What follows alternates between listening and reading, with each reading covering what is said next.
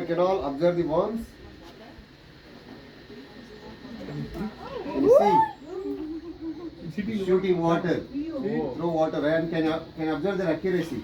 Oh. They have 90% accuracy. Whenever they want to eat food, what they are doing, they take water from their mouth and they shoot at the insect. After the insect will fall down. That's why they call as archer fish. Oh. And also they can shoot up to 9 to 10 feet.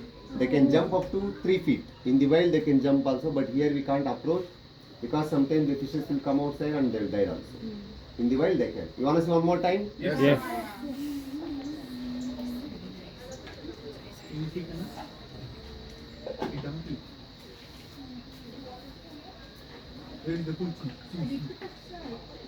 They have bright vision. They have 90% accuracy.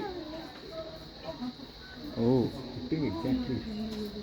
I will not leave this inside. They'll try to spit my face. That's why I leave you. Now you cannot turn this side and sit on this slab. You want